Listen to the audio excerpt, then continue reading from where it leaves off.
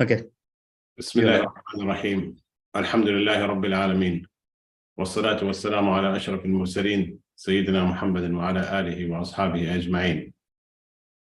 Today inshallah we'll continue on with the same ayah, the tafseer of from Surah Al-Baqara, Ayah 102, and this is the continuation of the story of Sulaiman and the story of Haroot and Maroot that we started last session, and then inshallah we'll continue on for the same ayah because there were so many points that need to be covered.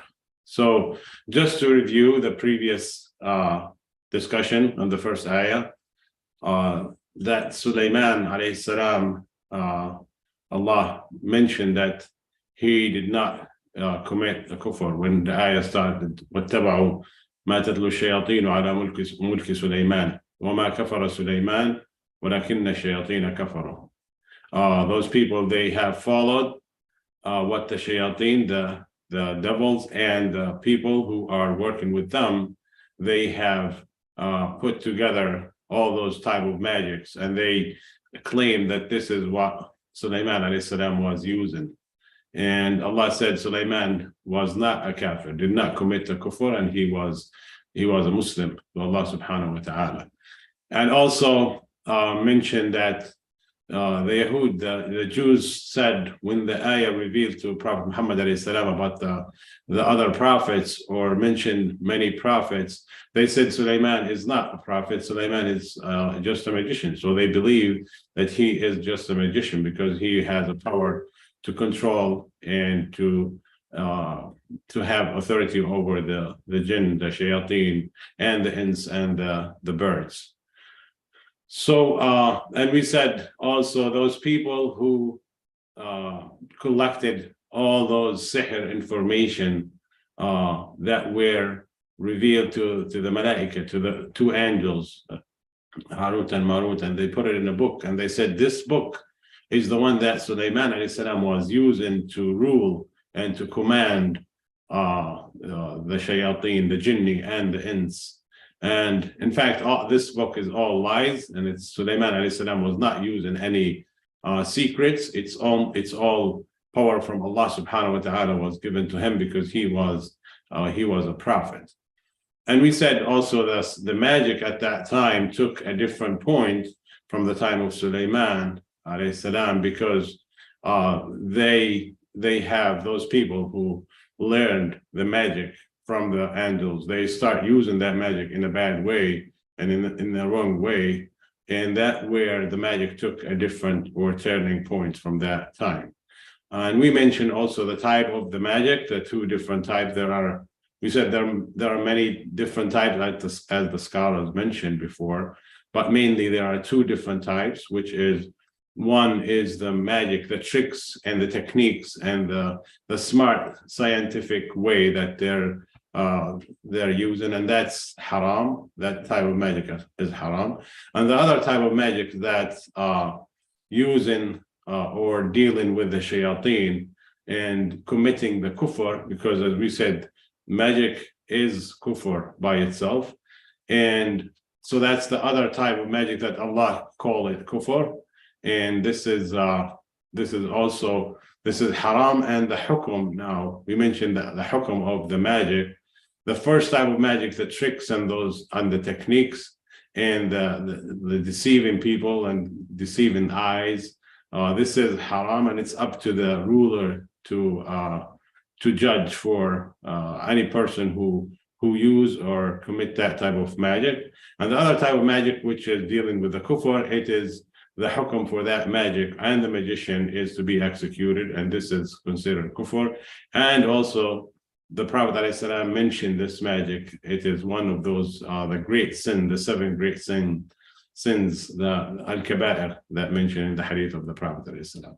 So today, inshallah, we'll continue on with the same ayah, and now we'll talk about those two angels that Allah has sent or has sent them to teach the people how to be protected from the sihr.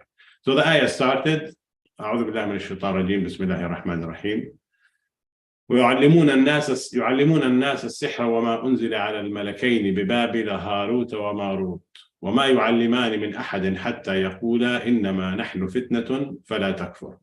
They teach magic to the people along with what had been revealed to the two angels, Haroot and Maroot in Babylon.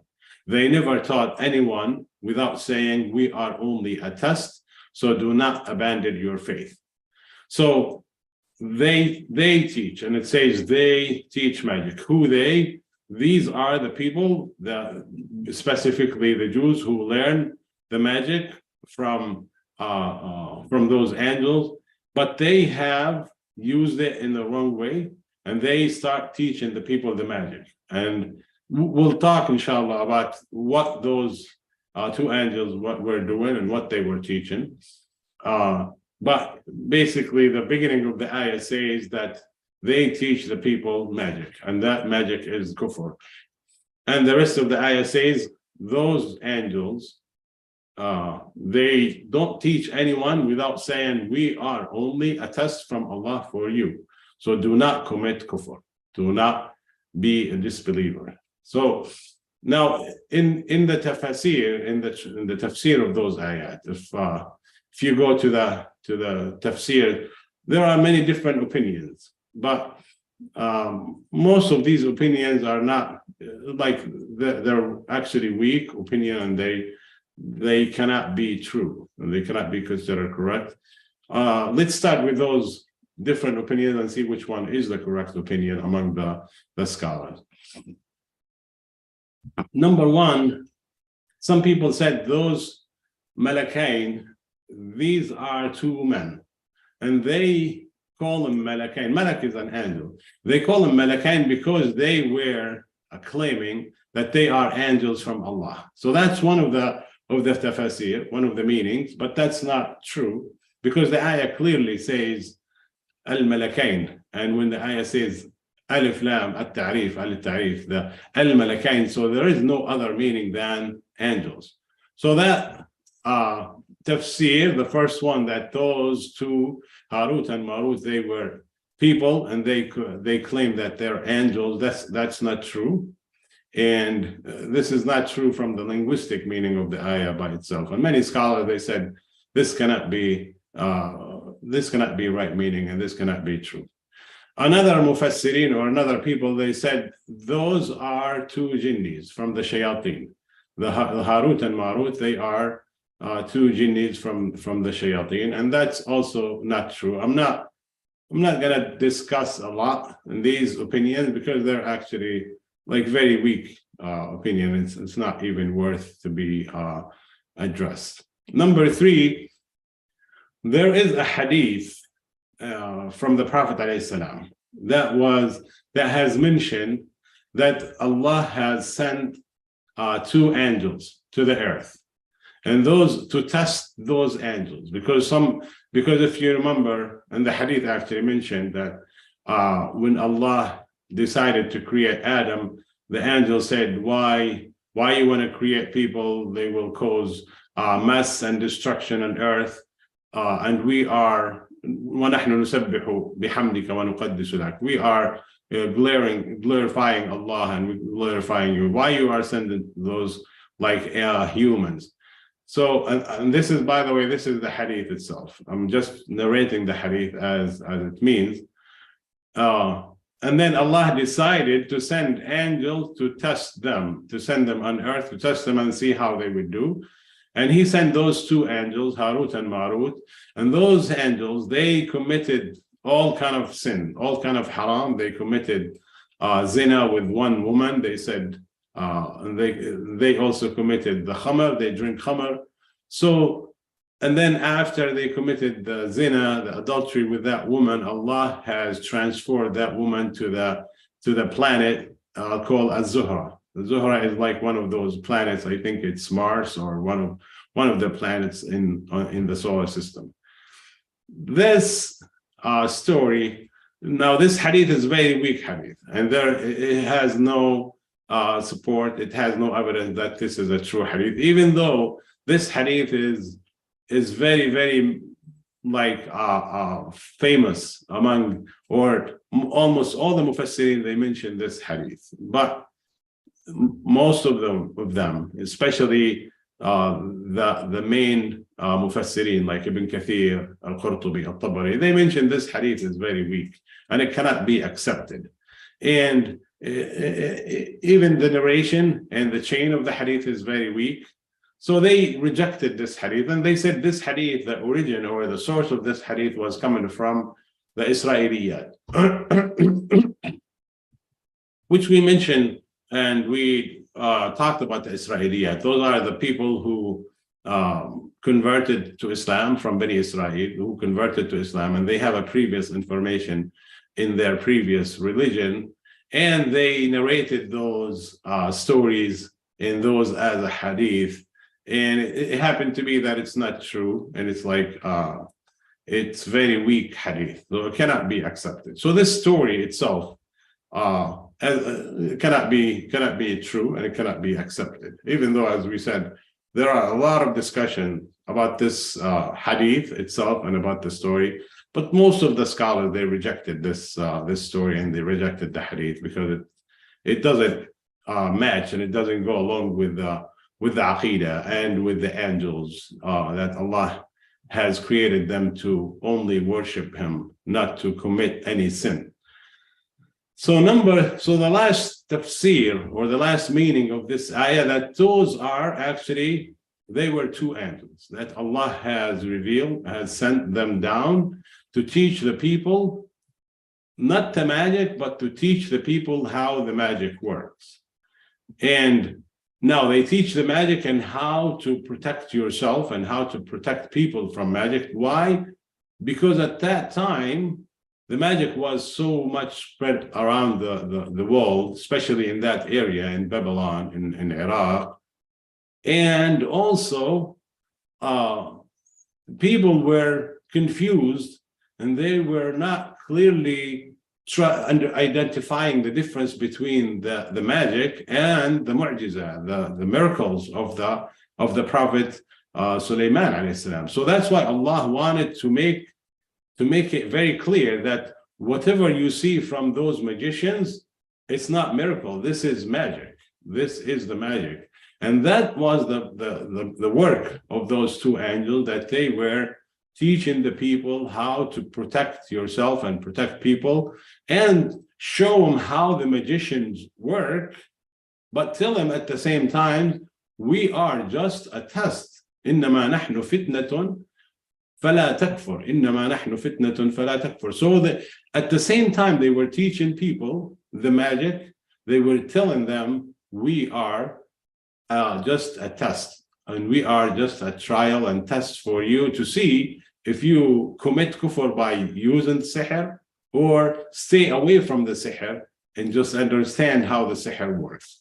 So, as we mentioned, these malaika, these angels, were actually sent by Allah subhanahu wa ta'ala to the earth to teach the people the type of magic and how the magicians work. And in the ayah that says, إِنَّمَا نَحْنُ فِتْنَةً, fitna, it means test in Arabic. Like fitna, it means a test and trial. So the Arab in common words they use, and they say فتن الذهب بالماء. فتن الذهب بالماء means he tested the gold. I'm sorry, فتن, they say فتن الذهب بالنار means he tested the gold with the fire. Now, how they test it with the fire? To purify it and to separate the pure gold from the other materials. So fitna means test. Fitna means test and purifying. So now the question would be, and many people would ask this question. In fact, among the scholars, they ask this question, like, so how come Allah subhanahu wa ta'ala will send angels to teach people sihr? And isn't it the sihr kufr? Yes, that's true. But Allah did not send the angels to teach the people the sihr and the kufr. He sent the angel to teach the people how the sihr works and how to be secure and protected from that sihr, not to be a sahir, not to be a magician. And another question they would say, So why Allah will send those angels as a test for the people? And they will teach, and He knows that people will learn the sihr and the magic and the evil from them. Well, that's true. And this is what the sunnah of Allah subhanahu wa ta'ala, this is the way of Allah, how He tests people. And the Quran, many ayats mention that this is the way of Allah subhanahu wa ta'ala. Said sunnat Allah in the Quran, said sunnat Allah fi alladhina khalaw min qablikum walan tajida li sunnati Allah tabdila. This is the rule of Allah, and you will not find any changes in His way. This is the way of Allah, how He's testing people. He shows the good and the evil. He shows you the good and the evil, and you are the one to choose between the good and evil. And the other ayah says, وَنَبْلُوَكُمْ بِالشَّرِّ وَالْخَيْرِ فِتْنَةً. And we test you with evil and with good as a trial, as a test for you. So this is the way of Allah subhanahu wa ta'ala. Another thing also, like you probably will, or many people would question and ask, so the same way that Allah subhanahu wa ta'ala has created the shaitan. So why He created the shaitan? And He knows shaitan is only evil. He does only evil. He doesn't do any good for the humanity. So why Allah created shaitan? That's up to Him. That's His decision. And that's what Allah make it as a test for us. Even the shaitan himself, the creation and the work of the shaitan is only a test for Allah. And it's not only that. If you remember the dialogue that happened between the shaitan and Allah subhanahu wa ta'ala, when he asked Allah, قال رب أنظرني إلى يوم يبعثون. He asked Allah subhanahu wa ta'ala to delay him to the last day. قال رب أنظرني إلى يوم يبعثون. Just like let me stay until the end of the life. And what Allah said, He said, إنك من المنظرين, and He accepted his asking.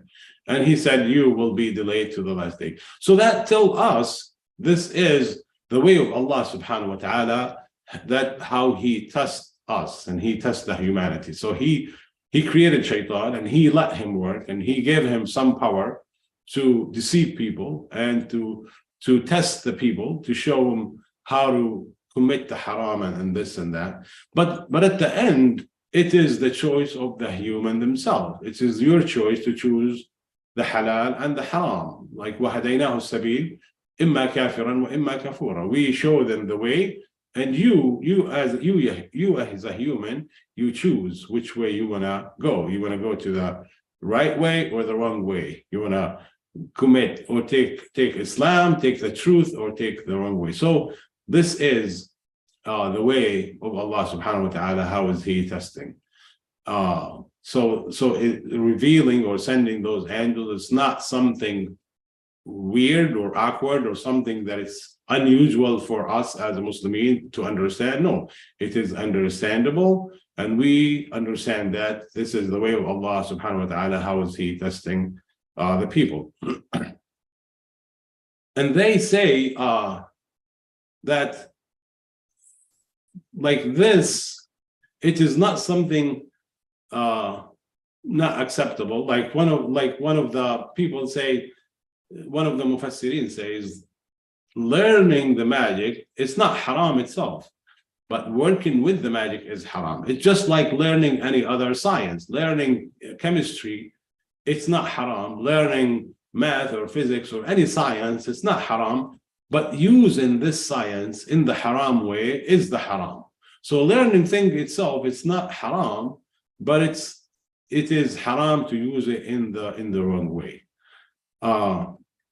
So as like for example, Ali ibn Abi Talib, he said, and this is also showing us how does that work. Ali says, أتعلم الشعر لا للشعر بل لتوقيه ومن لا أتعلم الشر لا للشر بل لتوقيه ومن لا يعرف الخير من الشر يقع فيه. He says, I learn the good and the bad, and I learn the bad things not to work and do something bad, but to protect myself from the bad people.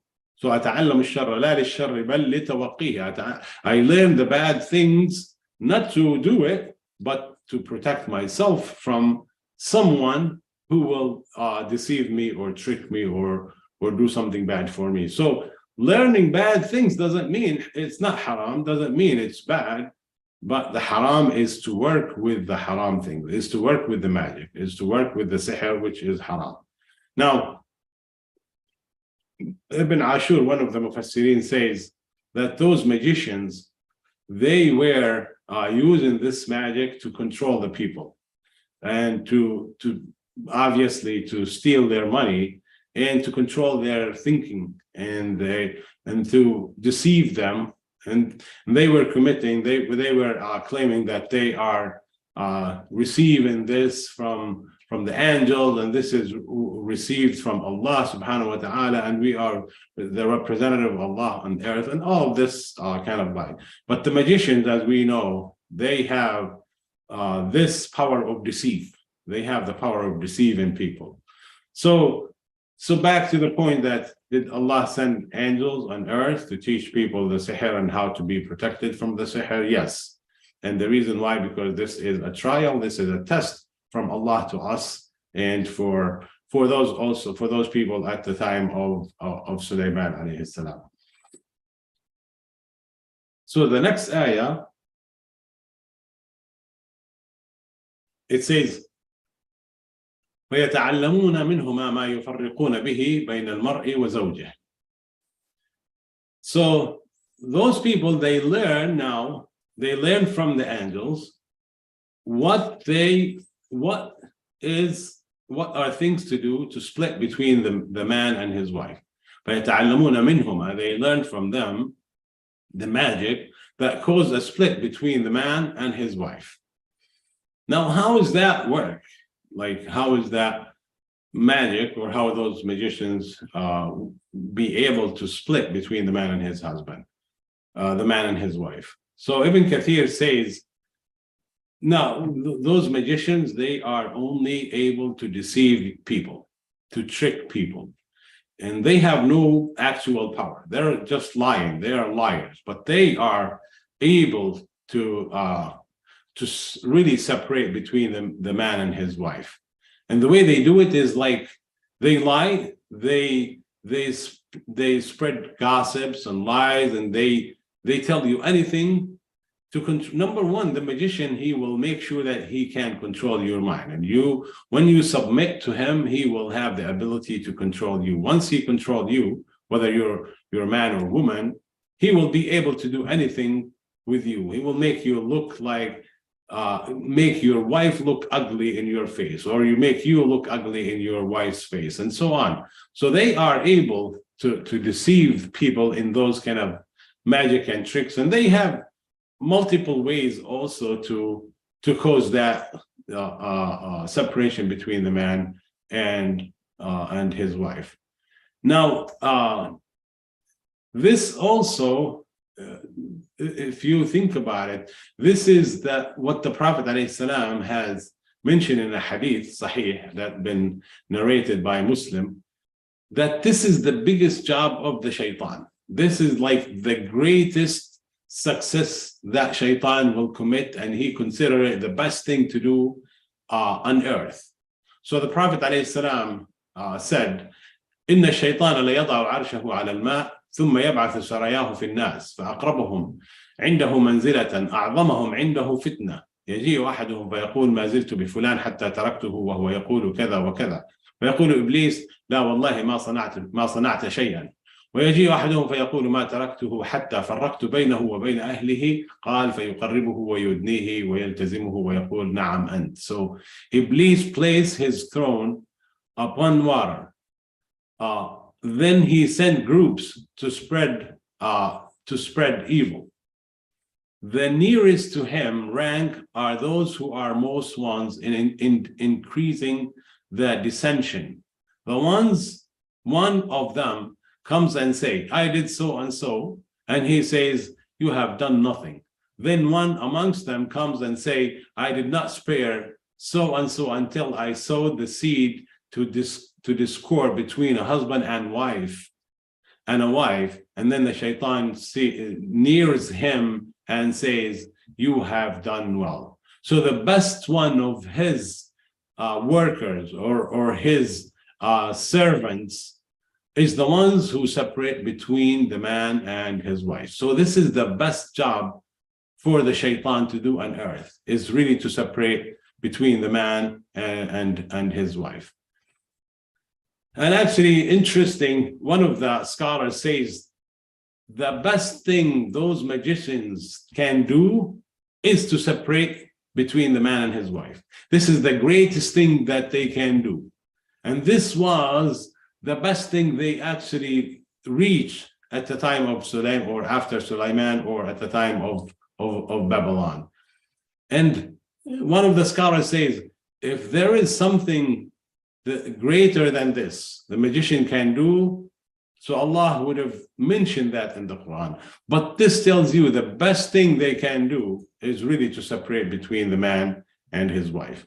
So, and we know that there are many people working and do this job. Now, this is not only the job of the shayateen. It's not only the job of the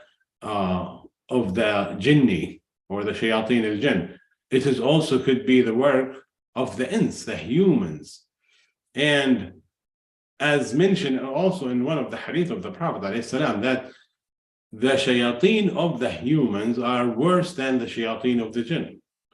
And that's very true. So the hadith that mentioned by Imam al-Tabari, he says, قال رسول الله صلى الله عليه وسلم يا أبا ذر, and he was talking to Abu Dhar. And he says, هل تعوذت بالله من شياطين الجن والإنس? Did you seek refuge by Allah from the shayateen of ins and the jinn, the humans and the jinni? And he said, لا. And he said, يا رسول الله وهل للإنس شياطين? Are there a shayateen from the humans? And the Prophet ﷺ, he said, yes. And they are even than the shayateen of the jinn. They are even worse than the shayateen al-jinn. إنهم شر من شياطين الجن. They are worse than the shayateen of the jinn. So that the shayateen of the ins, the shayateen of the human, are worse than the shayateen of the jinn.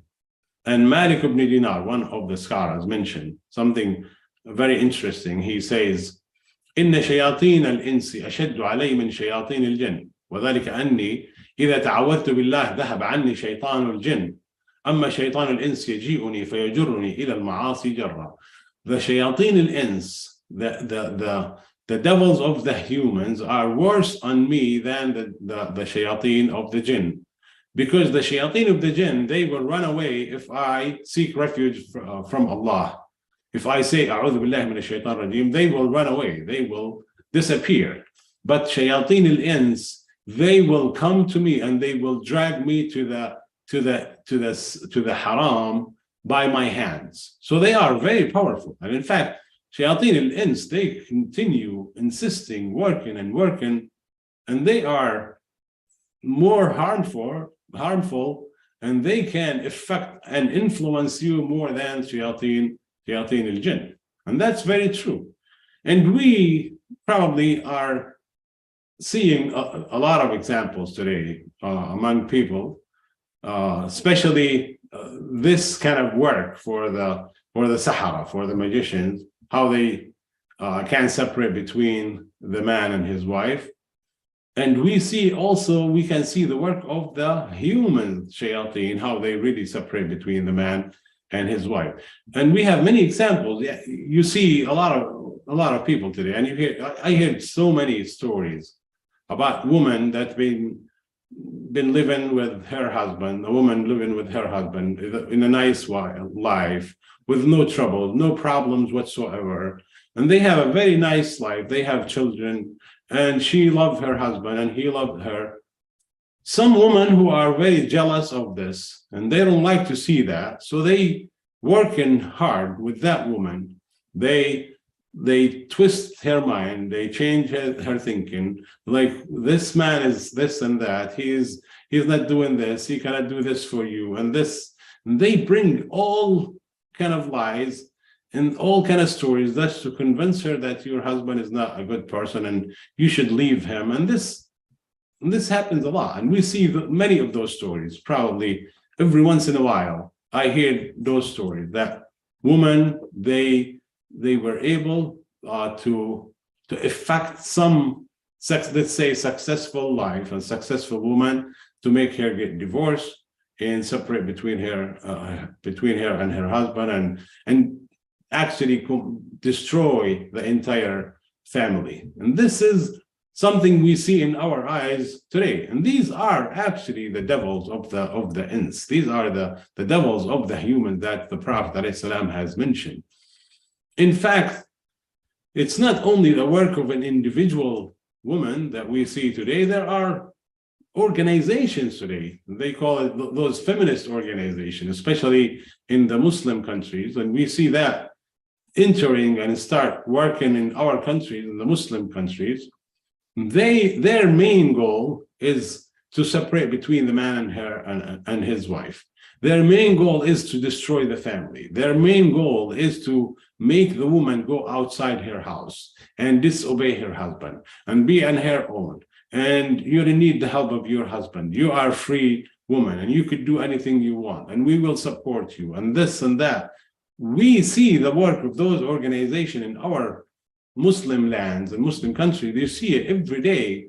And their main job is really to destroy the family and to separate the man and his wife, and to cause a great destruction, because we know if you're able to destroy the family, then you will be easily destroying a certain society. And this is the ultimate goal of the shaitan. The ultimate goal of the shaitan is to destroy society and take over and control the societies. And the best way and the quickest and easiest way to destroy a certain society by destroying the family. And if you are able to separate between the man and wife, that is the quickest and the best way to destroy the society. Because who's going to take care of the woman? Who's going to take care of the children? Who's going to take care of that man or husband without his family? This is absolutely a destruction, and this is the ultimate goal that the shaitan is looking for his best job to do. So, and continue on with the same ayah, and as we said, after they separate between the man and his wife, and they teach the magic and they learn the magic, Allah mentioned in the ayah, in the same ayah, says, وَمَا هُمْ بِضَارِّينَ بِهِ مِنْ أَحَدٍ إِلَّا بِإِذْنِ اللَّهِ. Although their magic could not harm anyone except by the will of Allah subhanahu wa ta'ala. So now this tells us that, and Allah says that none of those magicians can harm you. We have to believe in this, and we are believing in that, because Allah mentioned that nothing will happen to you without the will of Allah subhanahu wa ta'ala. And there is nothing happen in this universe, there is nothing happen in this life without the will of Allah subhanahu wa ta'ala. So Allah will allow this to happen, whether from a magician or any other human or anything that would happen to you. Like an accident would happen to you. Someone harmed someone else, someone killed somebody else, or someone tried to harm someone else by any other material way or materialistic way. This is the same way. Nothing will happen to you, even if all the magicians in the earth try to harm you and make magic against you. Nothing will happen to you except by the will of Allah subhanahu wa ta'ala. And this is very clearly mentioned in the Quran. In Surah At-Tawbah, Allah says, قُلْ لَن يُصِيبَنَا إِلَّا مَا كَتَبَ اللَّهُ لَنَا. Say nothing will happen to us except what Allah has destined to us. Nothing will happen to us except for what Allah has destined to us. So that means nothing will harm you, nothing will hurt you, no one can hurt you, whether a magician or anything else, if Allah did not will. If this is against the will of Allah subhanahu wa ta'ala, if this is not destined for you, it will not harm you. قُلْ لَوْ اجْتَمَعَتِ الْإِنسُ وَالْجِنُّ عَلَىٰ أَن يَنْفَعُوكَ بِشَيْءٍ لَن يَنْفَعُوكَ بِشَيْءٍ إِلَّا بِشَيْءٍ قَدْ كَتَبَهُ اللَّهُ لَكَ. وإن اجتمعوا على أن يضروك بشيء لن يضروك إلا بشيء قد كتبه الله عليك. If the humanity, they gather together to harm you, they will not be able to do it except the thing that Allah has destined for you. So this is aqidah, this is belief for us, and we should take that clearly, that no matter what they do, no matter what kind of magicians they are trying to harm you, absolutely nothing will hurt you, will harm you, except for what Allah has destined for us. One of the scholars had a nice description of the magicians. Hassan al-Basri says, لا يضر هذا السحر إلا من دخل به. This magic, or the magic, does not harm anyone except the ones who enter it, except the ones who enter the magic. Enter it means work with the magic, or listen to the magicians, or go to the magicians. So those are the only ones who will be harmed. The ones who accept it or believe in it, or the ones who work with it. Those are the only ones who will be harmed. Anyone else, the magic will not harm. And now, why is this is harmful? Because it is haram, and it is a great sin, and it is a kufr, and it's definitely harmful in the dunya, as well as it's harmful in the life after, because it's going to the hellfire. And he says the sihr does not influence by itself, does not have any influence by itself, but it would have an influence on you if you believe in it.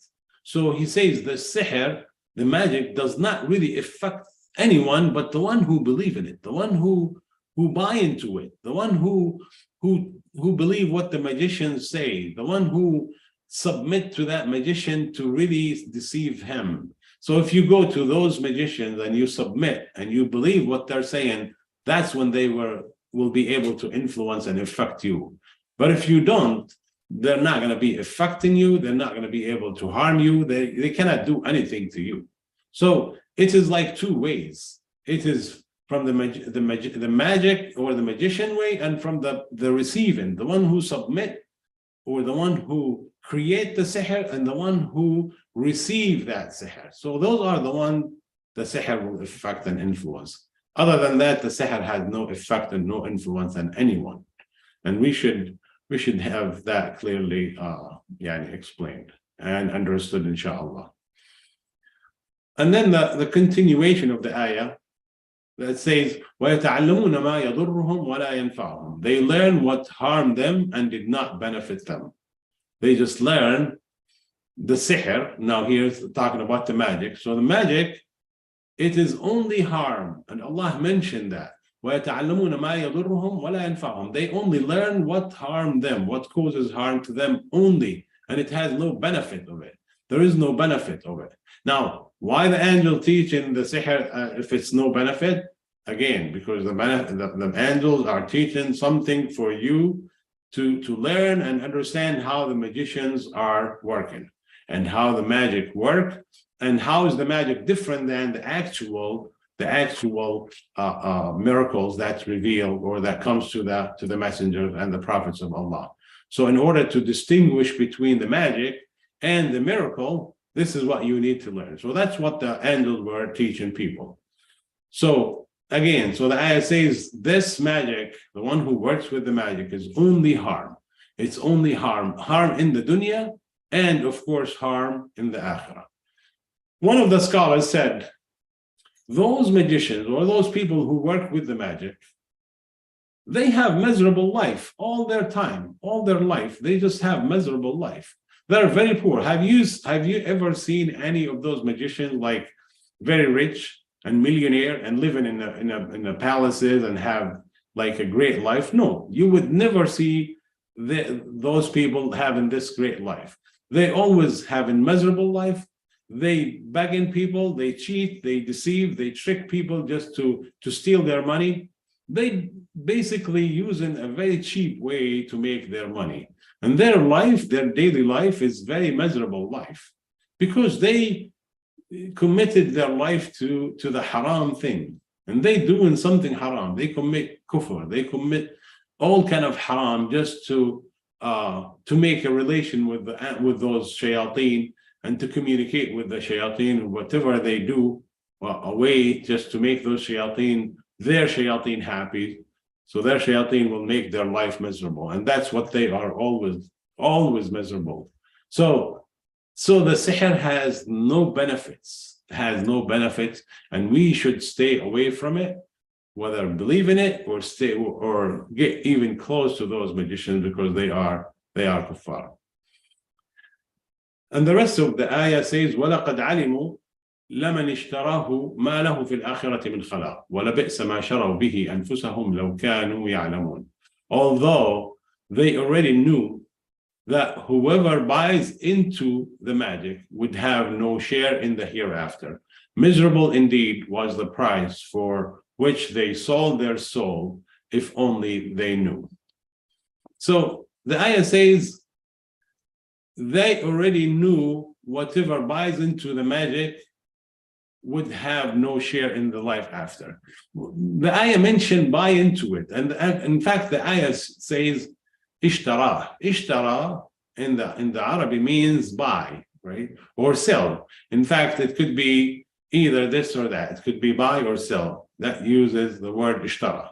إن الله اشترى من المؤمنين أنفسهم وأموالهم بأن لهم الجنة. Allah buys from the mu'mineen their life and their money to give them the Jannah. So it's buy. It's like a trade. It is like a business. So now, what is the trading here? Why I mentioned liman ishtarah, meaning they buy into it or buy it. So the ones who buy in the magic, they trade the magic, and instead of learning the rules and the ahkam that was revealed to Sulaiman alayhi salam, and instead of following this command and this Zabur that revealed and sent to Sulaiman, which is the book of Allah. These are the command and the rules that reveal or sent to Sulaiman alayhi salam for the people to follow. So for those Jews, instead of following the rules of Allah subhanahu wa ta'ala that they were given to them by Sulaiman, and instead of that, they left it and they used the magic and they learned the magic. So that's the buying. This is the trading. So instead of taking the command of Allah subhanahu wa ta'ala, they left it and they buy, and instead they buy the magic, which means they learn the magic. So here's like the trading that happens. And instead of going this way or taking this, they left it and they took the magic, which is the haram way. So, and that's why Allah subhanahu wa ta'ala says, وَلَقَدْ عَلِمُوا لَمَنِ اشْتَرَاهُ مَا لَهُ فِي الْآخِرَةِ مِنْ خَلَاقٍ. They have no success in the life after, and this is the worst business or the worst trading they would do in their life.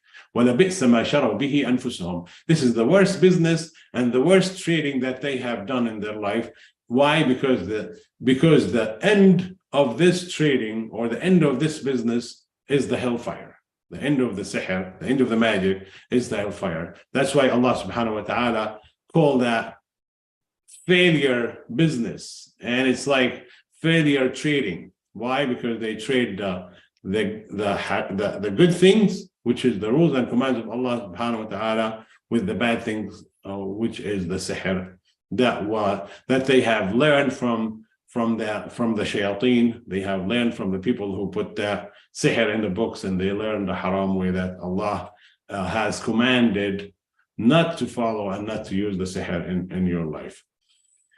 So this will come to the end of this ayah, and I know it was a very long ayah, but there were so many areas that need to be addressed.